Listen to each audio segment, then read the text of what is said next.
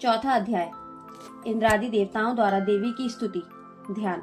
सिद्धि की इच्छा रखने वाले पुरुष जिनकी सेवा करते हैं तथा देवता जिन्हें सब ओर से घेरे रहते हैं, उन जया नाम वाली दुर्गा देवी का ध्यान करें।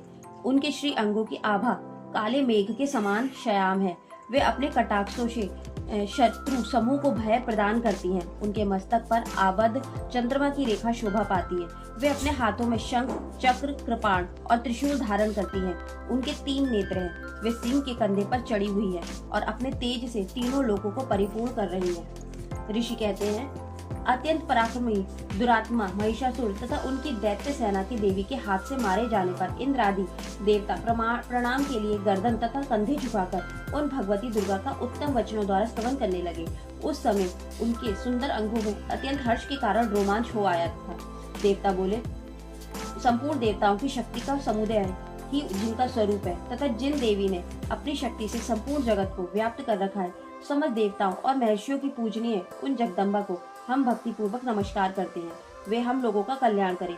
जिनके अनुपम प्रभाव और बल का वर्णन मैं कर भगवान शेषनाग, ब्रह्मा जी तथा महादेव जी भी समर्थ नहीं हैं। वे भगवती चंडिका संपूर्ण जगत का पालन एवं अशुभ भय का नाश करने का विचार करें।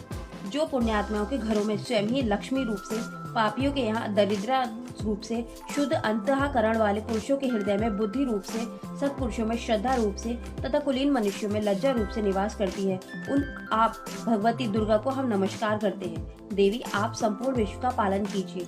देवी, आपके इस अचिंत्य रूपों का असुर का नाश करने वाली भारी पराक्रम का तथा समस्त देवताओं और दैत्यों के समक्ष युद्ध में प्रकट किए हुए आपके उद्धत चरित्रों का हम किस प्रकार वर्णन करें। आप संपूर्ण जगत की उत्पत्ति का कारण हैं। आप में सत्वगुण, रजोगुण और तमोगुण ये तीनों गुण मौजूद हैं, तो भी दोषों के साथ आपका संसर्ग नहीं जान पड़ता। भगवान विष्णु और महादेव जी आदि देवता भी आपका पार नहीं पाते। आप ही सबका आश्रय है। यह समस्त जगत आपका अंशभूत है, क्योंकि आप सबकी आदिभूत अव्याकृता परा प्रकृति है। देवी, संपूर्ण यज्ञों में जिसके उच्चारण से सब देवता तृप्ति लाभ करते हैं, वह स्वाहा आप ही है। इसके अतिरिक्त आप पितरों की भी तृप्ति का कारण है। अतएव सब लोग आपको स्वधा भी कहते हैं। देवी, जो मोक्ष की प्राप्ति का साधन है, अचिंत्य महाव्रत स्वरूपा है। समस्त दोषों से रहित जितेंद्रिय तत्व को ही सार वस्तु मानने वाले तथा मोक्ष की अभिलाषा रखने वाले मुनिजन जिनका अभ्यास करते हैं, वह भगवती पर विद्या आप ही है। आप शब्द स्वरूपा है। अत्यंत निर्मल ऋग्वेद, यजुर्वेद तथा युद्ध गीत के मनोहर पदों के पाठ से युक्त सामवेद का भी आधार आप ही है। आप देवी त्रयी और भगवती है। इस विश्व की उत्पत्ति एवं पालन के लिए आप ही वार्ता के रूप में प्रकट हुई है। आप संपूर्ण जगत की घोर पीड़ा का नाश करने वाली हैं। देवी, जिससे समस्त शास्त्रों के सार का ज्ञान होता है, वह मेधा शक्ति आप ही है। दुर्गम भवसागर से पार उतारने वाली नौका रूप दुर्गा देवी भी आप ही है। आपकी कहीं भी आसक्ति नहीं है। कैटभ के शत्रु भगवान विष्णु के वक्ष स्थल में एकमात्र निवास करने वाली भगवती लक्ष्मी तथा भगवान चंद्रशेखर द्वारा सम्मानित गौरी देवी भी आप ही है। आपका मुख मंद मुस्कान से सुशोभित निर्मल पूर्ण चंद्रमा के बिंब का अनुकरण करने वाला और उत्तम सुवर्ण की मनोहर कांति से कमनीय है। तो भी उसे देखकर महिषासुर का क्रोध हुआ और उसने उन पर प्रहार कर दिया। यह बड़े आश्चर्य की बात है देवी। वही मुख जब क्रोध से युक्त होने पर उदय काल के चंद्रमा की भांति लाल और तनी हुई भोग के कारण विकराल हो उठा, तब उसे देखकर जो महिषासुर के प्राण तुरंत नहीं निकले गए, ये उससे भी बढ़कर आश्चर्य की बात है, क्योंकि क्रोध में भरे हुए यमराज को देखकर भला कौन जीवित रह सकता है। देवी, आप प्रसन्न हो। परमात्मा स्वरूपा आपके प्रसन्न होने पर जगत का अभ्युदय होता है और क्रोध में भर जाने पर आप तत्काल ही कितने कुलों का सर्वनाश कर डालती हैं। ये बात अभी अनुभव में आई है, क्योंकि महिषासुर की यह विशाल सेना क्षण भर में आपके कोप से नष्ट हो गई। सदा अभ्युदय प्रदान करने वाली आप जिन पर प्रसन्न रहती हैं, वे ही देश में सम्मानित है। उन्हीं को धन और यश की प्राप्ति होती है। उन्हीं का धर्म कभी शिथिल नहीं होता तथा वे ही अपने हष्ट पुष्ट स्त्री पुत्र और भृत्यों के साथ धन्य माने जाते हैं। देवी, आपकी ही कृपा से पुण्यात्मा पुरुष प्रतिदिन अत्यंत श्रद्धा पूर्वक सदा सब प्रकार के धर्मानुकूल कर्म करता है और उसके प्रभाव से स्वर्ग लोक में जाता है। इसलिए आप तीनों लोकों में निश्चय ही मनोवांछित फल देने वाली हैं। माँ दुर्गे, आप स्मरण करने पर सब प्राणियों का भय हर लेती हैं और स्वस्थ पुरुषों द्वारा चिंतन करने पर उन्हें परम कल्याणमय बुद्धि प्रदान करती हैं। दुख, दरिद्रता और भय हरने वाली देवी आपके सिवा दूसरी कौन है।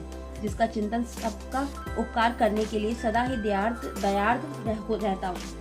देवी, इन राक्षसों के मारने से संसार को सुख मिले तथा ये राक्षस चिरकाल तक नरक में रहने के लिए भले ही पाप करते रहे हों, इस समय संग्राम में मृत्यु को प्राप्त होकर स्वर्गलोक में जाएं। निश्चय ही यही सोचकर आप शत्रुओं का वध करती है। आप शत्रुओं पर शस्त्रों का प्रहार क्यों करती हैं? समस्त असुरों को दृष्टिपात मात्र से ही भस्म क्यों नहीं कर देती? इसमें एक रहस्य है। ये शत्रु भी हमारे शस्त्रों से पवित्र होकर उत्तम लोकों में जाएं। इस प्रकार उनके प्रति भी आपका विचार अत्यंत उत्तम रहता है। खड़ग के तेज पुंज की भयंकर दीप्ति से तथा आपके त्रिशूल के अग्रभाग की घनीभूत प्रभा से चौंधिया कर जो असुरों की आंखें फूट नहीं गई, उसमें कारण यही था कि वे मनोहर रश्मियों से युक्त चंद्रमा के समान आनंद प्रदान करने वाली आपके इस सुंदर मुख का दर्शन करते थे। देवी, आपका शील दुराचारियों के बुरे बर्ताव को दूर करने वाला है। साथ ही यह रूप ऐसा है जो कभी चिंतन में भी नहीं आ सकता और जिसकी कभी दूसरों से तुलना भी नहीं हो सकती, तथा आपका बल और पराक्रम तो उन दैत्यों का भी नाश करने वाला है जो कभी देवताओं के पराक्रम को भी नष्ट कर चुके थे। इस प्रकार आपने शत्रुओं पर भी अपनी दया ही प्रकट की है। वरदायिनी देवी, आपके इस पराक्रम की किसके साथ तुलना हो सकती है, तथा शत्रु को भय देने वाले एवं अत्यंत मनोहर ऐसा रूप भी आपके सिवा और कहाँ है? हृदय में कृपा और युद्ध में निष्ठुरता, ये दोनों बातें तीनों लोकों के भीतर केवल आप में ही देखी गई है। माता, आपने शत्रुओं का नाश करके इस समस्त त्रिलोकी की रक्षा की है। उन शत्रुओं को भी युद्ध भूमि में मारकर स्वर्गलोक में पहुंचाया है तथा उन्मत्त दैत्यों से प्राप्त होने वाले हम लोगों के भयों की भी दूर कर दिया है। आपको हमारा नमस्कार है। देवी, आप शूल से हमारी रक्षा करें। अंबिके, आप खड़ग से हमारी रक्षा करें तथा घंटा की ध्वनि और धनुष की टंकार से भी हम लोगों की रक्षा करें। चंडिके, पूर्व, पश्चिम और दक्षिण दिशा में आप हमारी रक्षा करें तथा ईश्वरी, अपने त्रिशूल को घुमाकर आप उत्तर दिशा से भी हमारी रक्षा करें। तीनों लोकों में आपके जो परम सुंदर एवं अत्यंत भयंकर रूप विचरते रहते हैं, उनके द्वारा भी आप हमारी तथा इस भूलोक की रक्षा करें। अंबिके, आपके कर पल्लवों में शोभा पाने वाले खड़ग, शूल और गदा आदि जो जो अस्त्र हों, उन सबके द्वारा आप सब ओर से हमारे लोगों की रक्षा करें। ऋषि कहते हैं, इस प्रकार जब देवताओं ने जगन माता दुर्गा की स्तुति की और नंद नवन के दिव्य पुष्पों एवं गंध चंदन आदि के द्वारा उनका पूजन किया, फिर सबने मिलकर जब भक्ति पूर्वक दिव्य धूपों की सुगंध निवेदन की, तब देवी ने प्रसन्न वदन होकर प्रणाम करते हुए सब देवताओं से कहा। देवी बोली, देवताओं, तुम सब लोग मुझसे जिस वस्तु की अभिलाषा रखते हो उसे मांगो। देवता बोले, भगवती ने हमारी सब इच्छा पूर्ण कर दी है, अब कुछ भी बाकी नहीं है, क्योंकि हमारा ये शत्रु महिषासुर मारा गया। महेश्वरी, इतने पर भी यदि आप हमें और वर देना चाहती हैं, तो जब जब हम आपका स्मरण करें तब तब आप दर्शन देकर हम लोगों के महान संकट दूर कर दिया करें तथा प्रसन्न मुखी अंबिके, जो मनुष्य इन स्रोतों द्वारा आपकी स्तुति करे, उसे वित्त, समृद्धि और वैभव देने के साथ ही उसकी धन और स्त्री आदि संपत्ति को भी बढ़ाने के लिए आप सदा हम पर प्रसन्न रहें। ऋषि कहते हैं, राजन, देवताओं ने जब अपने तथा जगत के कल्याण के लिए भद्रकाली देवी को इस प्रकार प्रसन्न किया, तब वे तथास्तु कहकर वहीं अंतर्ध्यान हो गई।